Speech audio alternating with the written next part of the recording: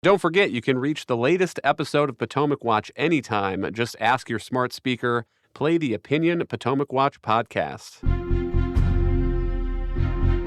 From the opinion pages of the Wall Street Journal, this is Potomac Watch. Welcome back. As Ukrainian defenders continue their attempt at a counteroffensive, the United States now says that the next military aid package it will send will include cluster bombs. President Biden said it was a very difficult decision. Kate, can you walk us through that? What are cluster bombs? Why was this a tough decision? President Biden is taking criticism from fellow Democrats on that. And do you think this was the right call? Well, Kyle, these are a certain type of munition that include kind of multiple warheads. And so as such, they have a greater effect on the battlefield than single warhead ammunition.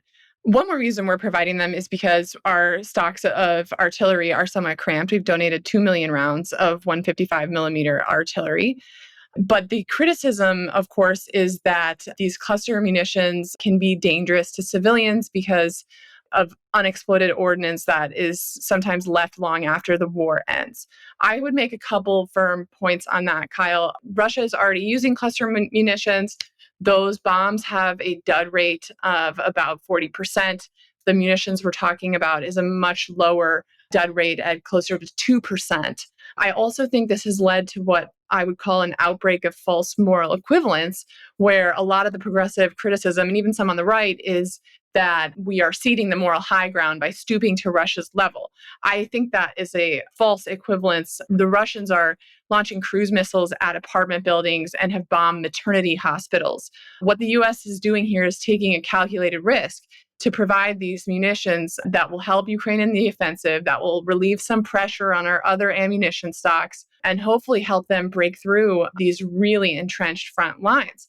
The Biden administration has been saying, and I think they're right, that the humanitarian risks of cluster bombs have to be weighed against the humanitarian risks of the Russians winning, which are enormous. So Mitch McConnell said on the floor just this afternoon, anybody who thinks you can fight a war without taking risk is living in pure fantasy. And I think that is the case here, that Biden made the right decision on the merits and should stand firm against some of this criticism. But it is hardly comforting, Kim, that some of this decision seems to have been motivated by falling U.S. supplies of munitions.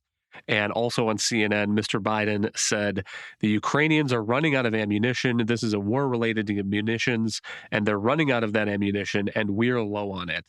And I would commend to listeners' attention the Journal's editorial today. America is running out of ammo, and it makes the argument that President Biden should show some presidential leadership here and use the bully pulpit and tell Americans and tell Congress that this is a real problem, that United States military supplies are lower than they ought to be if we are intending to deter other actors, if we're intending to give Taiwan the materiel that it needs to deter a Chinese invasion.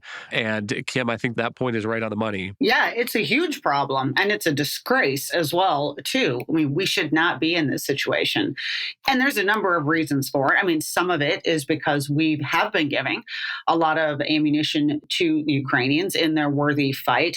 I think at this point, we've given more than 2 million 155 millimeter artillery rounds to them, but they're running through 3,000 of them a day. It doesn't take much for you to do the math to understand why stocks are low. But some of this has just been years of cramped defense spending and appropriators trying to use that limited size of that pot for a lot of very pressing needs, including replacing warships and other equipment. And then we alongside have these munitions questions, which we are simply not in a good place at the moment.